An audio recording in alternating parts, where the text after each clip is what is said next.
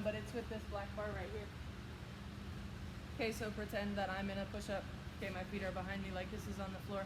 All I'm gonna do is wave to my parent in front of me with one hand at a time. So pretty easy.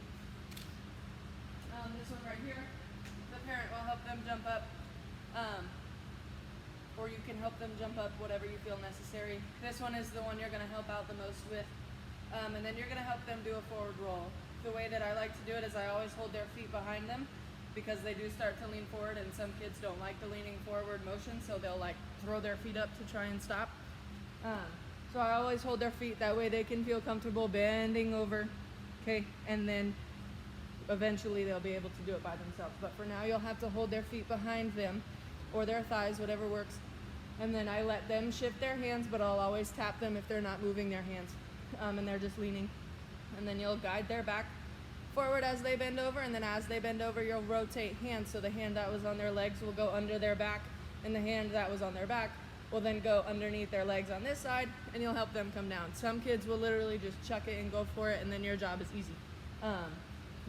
But make sure during the times where a kiddo is too nervous or too scared that maybe the parent helps you out as well. Parent can get one side and you can get the other.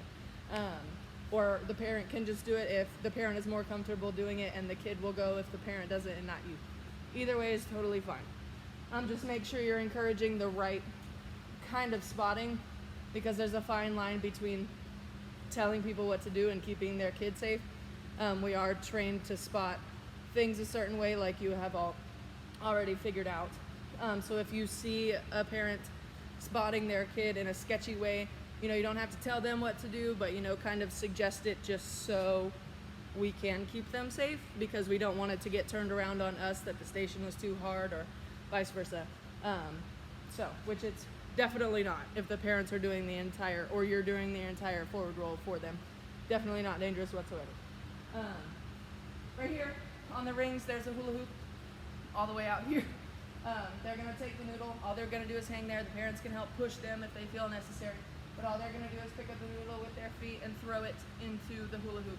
I decided not to use the bucket because it may not make it very often, and then the kids may not have fun with it. So really just trying to kick it and get it into the hula hoop with their feet. Over there is the same station and has been, because I feel like that one is also a really good one for big and little, for coordination skills and not being afraid to go upside down, etc.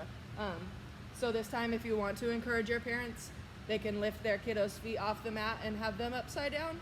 But if their kiddo isn't going to be freaked out by that, then don't take that step yet. But encourage them that they're welcome to help them almost go over too, also if they feel like they're ready. But like I said, most kids are not ready for that yet. But just keep them, or give them an open mind about it. And then lastly, or I guess I have two more. The one on the high bar, all they're going to do there, all they're going to do there is hang.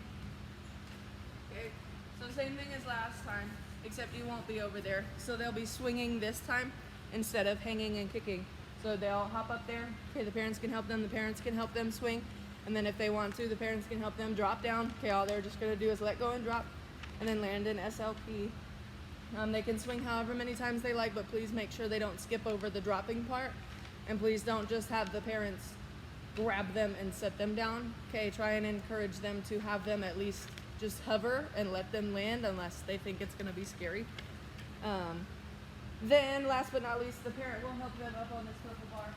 Okay, and they're going to hang like a monkey on this one. Okay, so the parent will have to probably help them get up there, unless their kid is a monkey. And then their kid probably already knows how to do that, based on what they do on playgrounds and things like that. But they may want to hover underneath them just in case they let go, because a lot of kids will hang there and just be done and just let go and drop off. And we don't want them to land on their heads. But that is all I have for that.